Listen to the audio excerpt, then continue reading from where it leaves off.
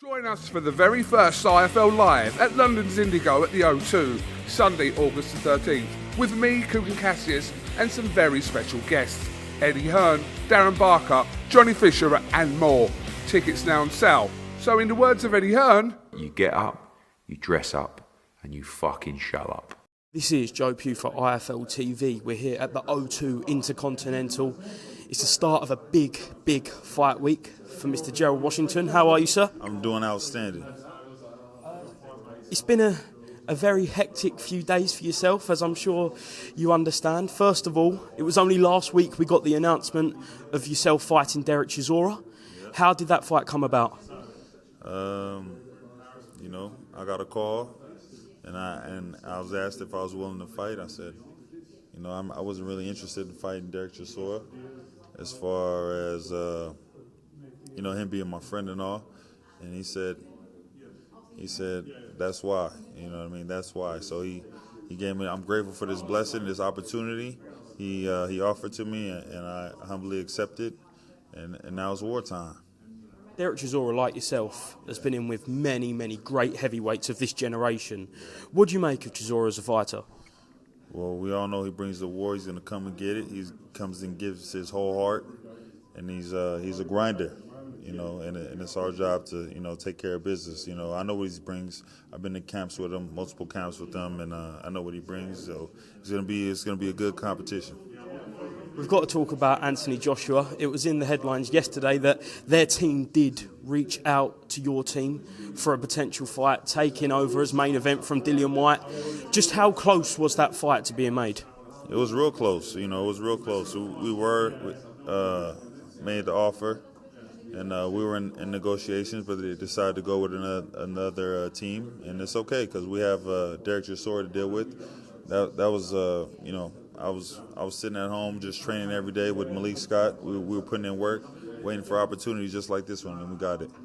Were you prepared to step in with Anthony Joshua? You feel like you would have been fully prepared to take him on Saturday night?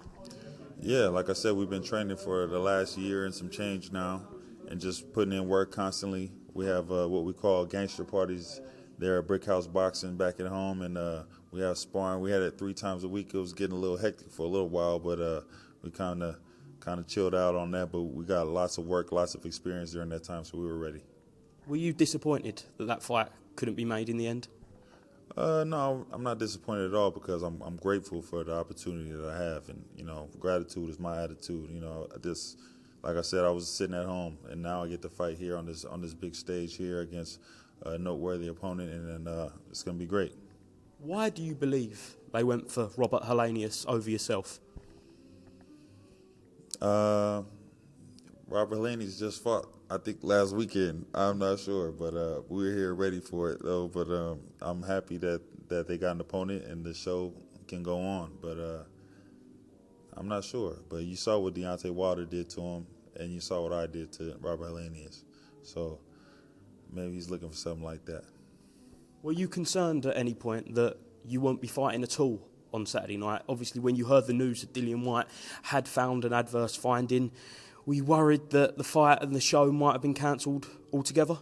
I wasn't worried at all because, like I said, I wasn't. This came out the blue. This was a blessing from up above, and we were just waiting for opportunity. So if it happened, so be it, and if it didn't, that was okay too. Our turn was going to come, but like I said, I'm grateful to be here. It's been a while since you was last in the ring. Do you plan on making a statement, a big comeback on Saturday night? Definitely. I want to showcase all the hard work that we've been putting in.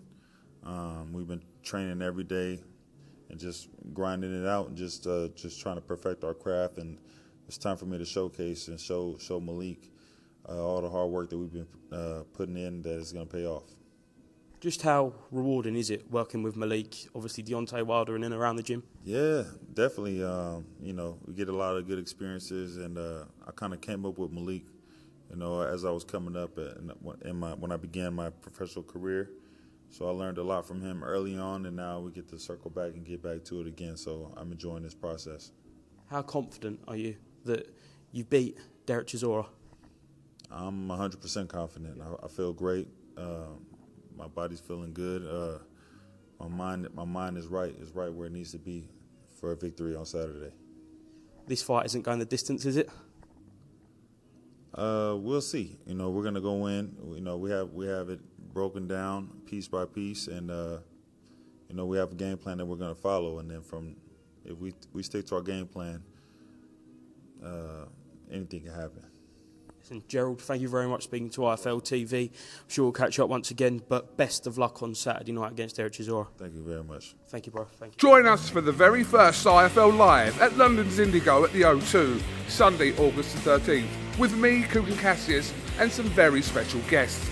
Eddie Hearn, Darren Barker, Johnny Fisher, and more. Tickets now on sale. So in the words of Eddie Hearn, You get up, you dress up, and you fucking show up.